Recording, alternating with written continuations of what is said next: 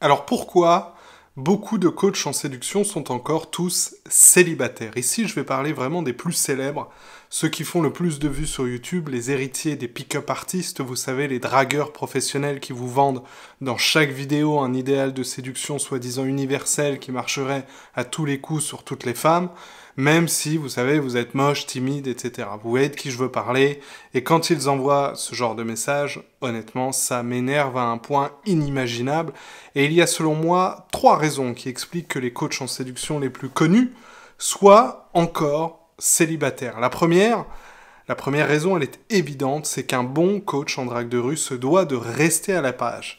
Si on vous vend une formation sur comment aborder tous les soirs des nanas en rentrant du boulot, dans l'idéal, on veut quelqu'un qui donne l'exemple, et donc il est normal qu'un coach en drague de rue veuille rester célibataire, puisque sa réussite financière et la réussite de son activité en dépend. Donc c'est bien de garder ça à l'esprit, et après, voilà, il faut savoir où vous mettez les pieds. Vous recevez quand même les conseils d'un homme qui court depuis des années après tous les lapins sans jamais s'engager. La deuxième raison, c'est qu'acquérir des compétences en séduction ne fera pas de vous un bon partenaire amoureux. Si vous lisez des conseils pour mieux séduire, vous ne trouverez quasiment jamais de quoi faire de belles rencontres et trouver une relation forte. Il n'y a rien sur l'amour. C'est très focalisé sur les comportements à adopter et à copier entre le moment où on fait le premier pas pour arriver jusqu'à la chambre à coucher. Donc ils distillent à peu près tous le même mode d'emploi qui est démontrer de la valeur pour faire naître l'intérêt, pour faire face aux objections de la fille, pour qu'elle n'ait pas d'autre choix en quelque sorte que de rentrer avec vous. Et contre toute attente, je le dis souvent, les méthodes, elles peuvent marcher, hein, c'est ça le pire. Oui, elles peuvent marcher, mais sur qui exactement? Et c'est là où en fait on entre dans le domaine du développement personnel pour comprendre vraiment les schémas relationnels profonds qui sont en jeu. Quand on surjoue comme ça la carte de la séduction, déjà, je ne me présente pas comme celui que je suis vraiment. Je fais souvent les choses un petit peu faussement parce qu'il faut que je suive des schémas tout faits. Deuxio, je vais attirer forcément des filles plutôt faibles, plutôt indisponibles émotionnellement, qui aiment bien les coureurs de jupons et qui ne me correspondent pas, ou qui découvrent au bout d'un certain temps que je ne suis pas celui qu'elle avait en face d'elle au premier rendez-vous, ma dépendance affective refait surface. Et au fond, troisième chose, je sais comment avoir des coups d'un soir, mais je ne sais pas comment faire durer une relation. Donc c'est le parfait mélange en fait pour faire capoter le début de relation et pour rester célibataire pendant longtemps. Et c'est dommage parce que je sais que beaucoup d'entre vous passent par la case séduction pour se mettre en couple, sans avoir malheureusement les compétences pour le faire.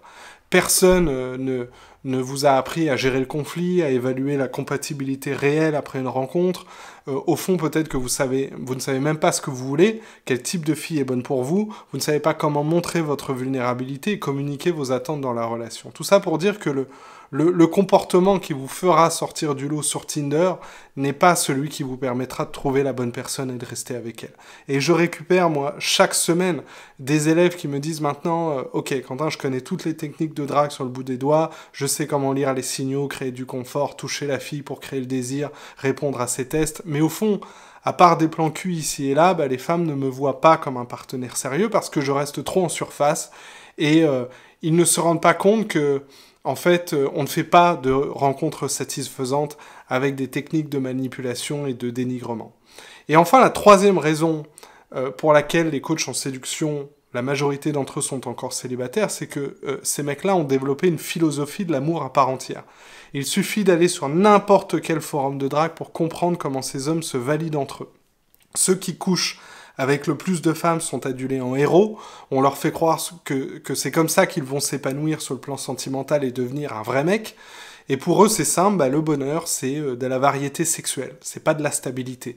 Et quand ils commencent, c'est ça le pire, à s'apercevoir du contraire, quand enchaîner les dates et les mini-relations ne leur apporte pas satisfaction, que ça laisse un vide, malgré tout ça, souvent ils préfèrent forcer dans ce qu'ils savent faire, coucher avec encore plus de femmes pour remplir le vide et donc rester fidèles à leur propre système de croyance. Et c'est comme ça qu'on perd des années à suivre un fonctionnement qui n'est pas le nôtre. Sûr qu'il existe des gens, j'en ai conscience, qui veulent rester célibataires et qui sont très heureux comme ça, sans nécessairement chercher la reconnaissance par le sexe avec plein de femmes, c'est tout à fait ok. Et j'imagine très certainement aussi que tous les coachs ne forment pas des apprentis mâles alpha, mais je reste persuadé que la majorité des conseillers en séduction s'appuient sur les insécurités des hommes et qu'elles cristallisent une quête de validation. Beaucoup d'hommes mal dans leur peau payent beaucoup d'argent pour obtenir des résultats rapides, on leur vend des solutions provisoires qui ne règlent pas leurs vrais problèmes.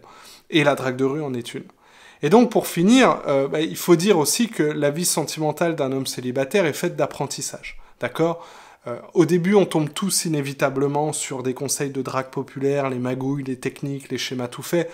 On adhère plus ou moins pendant plus ou moins longtemps. Moi, j'ai adhéré pendant un peu trop longtemps et il semblerait qu'il faille quand même passer par là pour réaliser qu'on fait fausse route, que ça ne correspond pas à nos attentes profondes et donc rediriger notre énergie ensuite, revenir vers quelque chose de plus authentique.